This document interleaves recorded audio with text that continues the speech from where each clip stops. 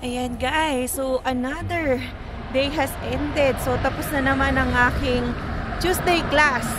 So isang subject lang yun, and then the other one is just a visit sa courthouse. So tomorrow, yan, may canceled subject na naman tayo. So parang nauuso ngayon ngayong week and we are happy. So sana nga nagsabay na lang yung mga may canceled class para hindi na tayo pumunta ng isang araw, 'di ba, sa SAGE. Syempre sayang din yung commute and yung time, preparation, whatever. Pero yan, it is what it is. So bukas, so wala akong first subject, second subject lang. Yeah, and then Thursday, yan, the third subject wala. So anyway, ayan, ito na naman ang ating pathway. So malapit-lapit na rin naman ako. And yung sun sumisilip, ayan o, sa ulap.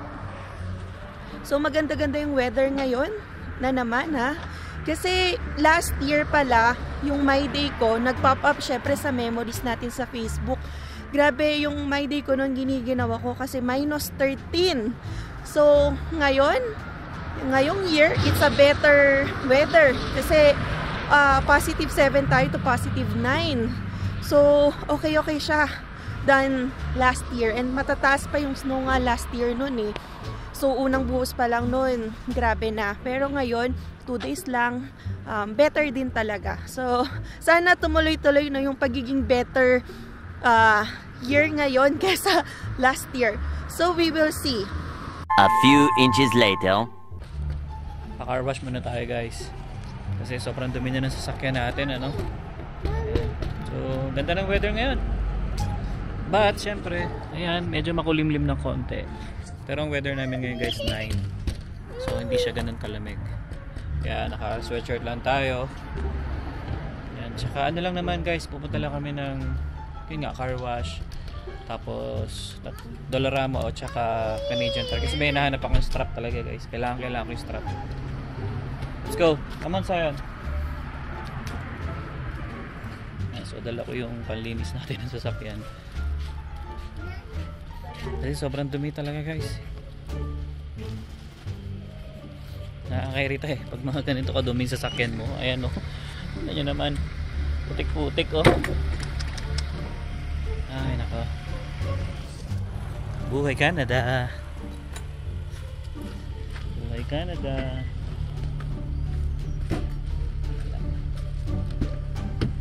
Putikan eh.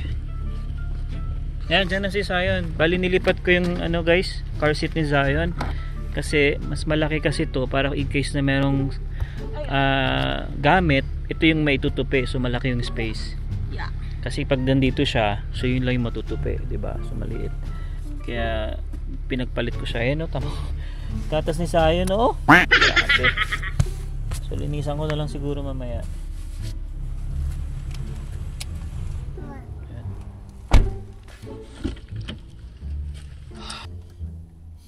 So dito guys sa Canada, kailangan talaga ano, after mag winter, syempre may mga yelo, 'di ba? So mga didikit yun, tas madumi. Kailangan car wash mo muna agad pag bumagsak ulit yung ano, pag bumagsak ulit yung snow para at least yung ilalim mo malinis. Kasi syempre yung snow kasi guys, nilalagyan ng mga asin kasi dito yung kalsada. So isa sa mga dahilan kaya nagkakaroon ng kalawang yung mga ilalim natin. Okay, so yan, punta muna tayo guys sa car wash. Paugas muna tayo. So medyo mahaba-haba ang pila. Yan, so ano pa tayo? Pangatlo. Diba, bali pangalawa na lang pala, kakapasok lang kasi nung isa. Ayan, sarado kasi yung dalawa guys, yung tatlo kasi yan dapat. Hindi ko alam bakit sinara nila. Yan. So anyway, nandito na rin naman tayo.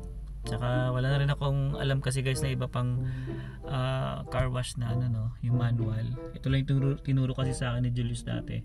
Okay na rin, nandito naman. Saglit lang naman, siguro buga lang naman ang labas yung mga yan eh. Hindi naman dito talaga yung sabi mong lilinisin na matinding linis. Okay, so may ulit. Several song-filled hours later. Okay guys, so yun, malinis na yung kotse natin. Malinis na sa Santi natin guys. Ayan. Pero yung mga gulong, ito na rin masyadong nilinisan kasi puputik din eh. Pero at least importante yung labas, matanggal ko na yung mga ano, mga dumi. Ayan.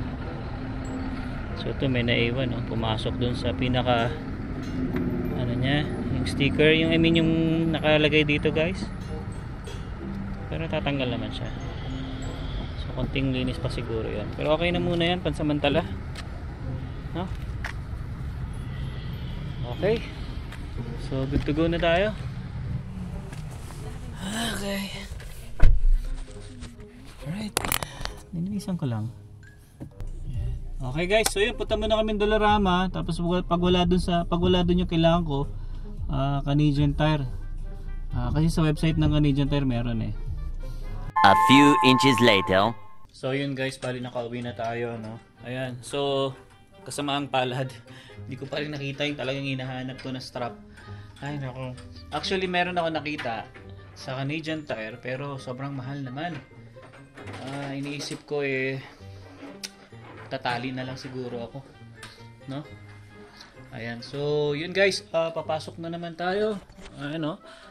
Sa around 5:05 ng hapon. Tapos tingnan nyo, medyo madilim na ng konti, no? Pero pag alis ko niyan mamaya guys, ng mga 5:30 madilim na yan. Sobrang bilis na magdilim ngayon guys, especially kapag ganito mga winter.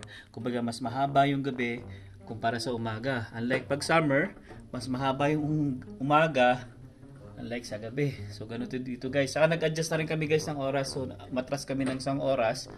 So yung 5 na yan, dapat 6 PM na dito. Yun yung original talaga, 6 PM.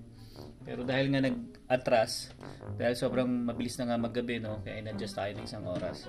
So yun, anyway, mag-aayos muna ako guys. Then pakita ko sa inyo mamaya guys pagpasok ko kung gaano na kadilim yung yung mga bandang 5:30 dito. Okay? Ayan guys, ganito kami ngayon. 5:30 pa lang, madilim na. Oh. Diba?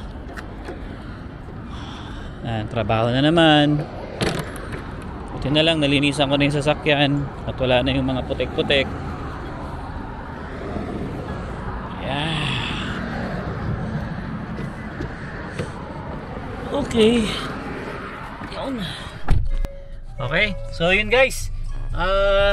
Mamaya na lang ulit tayo magkwentuhan pagdating ko dun sa sa trabaho ko. Alright? Dito na tayo guys sa trabaho ko. Ayan. Diba?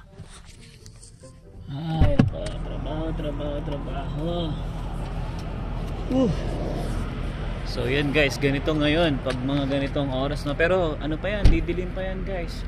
Pagka pumalo na yung mga December, sobrang dilim na talaga to. Kasi yan kahit paano yung mga pa ng no, liliwanag pa yung langit. Pero normally guys, pagdating ng December, as in talagang madilim na talaga to. Okay, so yun, pasok na muna tayo. At magta-clock in pa tayo or magta-time in pa tayo. Okay? Okay guys, so yun, pauwi na tayo, no? Ayan, so yun, wala kami masyadong ginawa. Bali, lang ako, nag-load lang tayo ng isang truck. Tapos yun, more on full pallet na lang. Ayan, so yun guys, yan. Konti lang yung truck ngayon halos wala kasi pag ganitong kasi araw guys, wala talaga masyado. Okay, so yun guys, uwi na muna tayo. And yeah, mamaya tayo magkwentuhan ulit.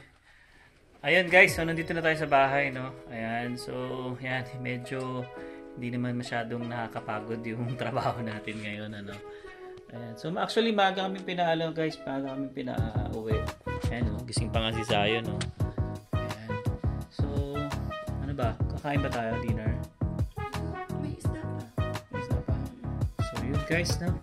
Kakain muna ako, then pahinga konti, then bukas another vlog, another video na naman yan. Okay, so yun guys, I hope na nag-enjoy kayo sa vlog namin ngayon. And yeah, pag may mga question kayo guys, just leave a comment, and comment na rin kayo guys kung taga saan kayo, para at least alam namin kung saan nakakarating yung video namin ni Emma. Alright, so hanggang dito na lang. See you on the next one. Peace.